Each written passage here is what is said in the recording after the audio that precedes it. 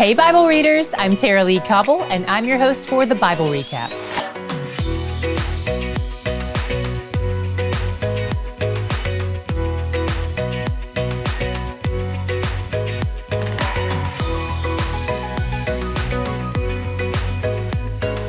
Today we read more about Israel's obedience in following God's commands for the tabernacle, specifically as it pertains to the priestly garments. As we've talked about before, these aren't just fancy clothes. They serve a function in the service of the tabernacle. The priest is acting as a mediator between God and man, bringing the names of the tribes into the holy place and making sacrifices for the people unto God. After everything has been created according to God's plan, they bring all this stuff to Moses. And then we see another parallel of creation, just like we did yesterday. After God finished his work at creation, he saw all that he had made and that it was good, and he blessed it. Today, when Moses saw that all the work of making the tabernacle pieces was finished, it says he saw that all the work was done as the Lord had commanded, and he blessed them. These parallels are intentional. Remember, the tabernacle is a step in the direction of God restoring what was broken by sin in the Garden of Eden, where he dwelled with Adam and Eve in peace. Then everything fell apart. Now here he is approximately 2,700 years later, setting up camp, literally, with a bunch of sinners. God just can't stay away from his people. So now Moses has all these tabernacle parts, and it's his job to assemble it all. I don't know how he pulls it off without those helpful IKEA cartoon instructions, but he does. Fortunately, God gave him detailed instructions on Mount Sinai. Then God tells him to anoint all the furniture with oil and consecrate it to make it holy. Remember, all this stuff is just wood and metal.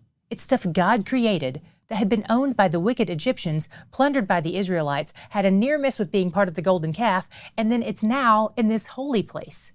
There's nothing special about these things, but they're in God's sanctuary, and he said to make them holy, to set them apart for sacred use. So how is Moses supposed to do that? By putting oil on them. It sounds weird, right?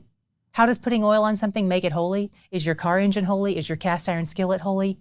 The point of the oil is not the oil itself, even though this was a special oil defined by God. The purpose of the oil is in establishing that this thing it's being put on is set apart for sacred use, to establish its purpose in this ceremony. When I joined my church, the pastor brought out a little bottle of oil and put a drop of it on my forehead as he prayed for me. Is the oil special? Probably not. It's probably not even non-comedogenic. But that moment served as a reminder to me and to everyone in the room that my life is to be set apart for use by God. Yours too, by the way. So go grab the canola if you want. Although to be fair, this particular oil was unique because remember, this oil is the blend that could only be used in the service of the tabernacle and nowhere else, just like the incense. So definitely not canola. But I hope you understand the point of what I'm saying here regardless.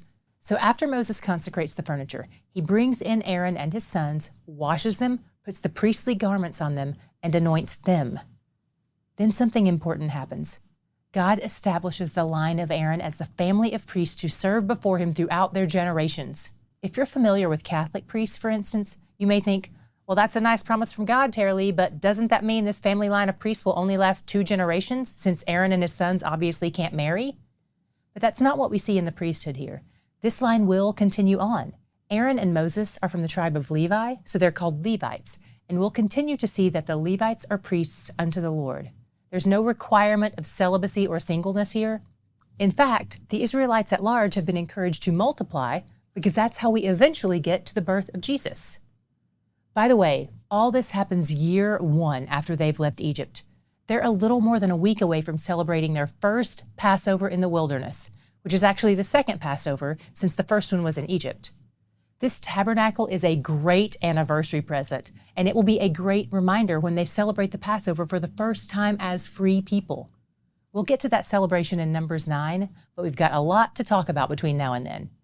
And before we talk about our God shots for today, I want to point out that we've just finished our 3rd book of the Bible together. That's incredible. Think back to what you've learned in this book and what you've learned since we started. How would you summarize it all? I also want to give you a heads up. In case you don't know, the next couple books of the Bible aren't going to be as story-driven as the first 3 have been. We do continue in this same storyline with this same family, so that's still happening, but it's less of a narrative for a bit. Don't give up. There's good stuff for us in the days ahead, I promise. Ask God for wisdom. Ask Him to open your eyes, and you're going to get something out of it that you've never seen before. And hopefully you've grown close enough to some of these characters to care about what their lives are like in the next few books, even in the dry spots. When we started this book 2 weeks ago, they were slaves in Egypt. Put yourself in their shoes. You're a freed slave living in the wilderness with 3 million other freed slaves. An old guy with a shiny face who wears a veil is in charge of everything, and you're being led by a God who lives in a cloud. Wherever the cloud goes, you pack up your tent and your family and you follow the cloud because you've come to realize it contains the presence and the glory of the God who loves you. You complain about His plan, but He drowns an army to save you. You doubt Him, but He's still giving you manna 6 days a week. You've sinned against Him, but He didn't kill you. And still, He's there in your midst. What's this going to be like? When is God going to lead you into the land He promised to give you? He seems to be good, but how do you draw near to His goodness? Can you? We're going to look into that in the days ahead. But what was your God shot today? My curiosity about God was piqued when we hit 40:35. It says, Moses was not able to enter the tent of meeting because the cloud settled on it, and the glory of the Lord filled the tabernacle. What? I don't know about you, but I've never encountered a fog I couldn't walk through. I've never been in a plane that had to route around a cloud because it couldn't get through it. There is a density and an intensity to the presence of God here. The cloud fills the tabernacle. Every square inch, it seems. His glory is dense. His presence is undeniable. And He's where the joy is. Do you want to visit some of the places we've been reading about? Do you want to see Scripture come alive in 3D? We want to take you there, to the Holy Land, the land of milk and honey.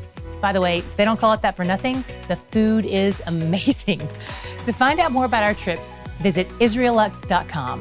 That's ISRAELUX.com and fill out the interest form. Then we'll send you details on our upcoming trips. You can also check for a link in today's description box.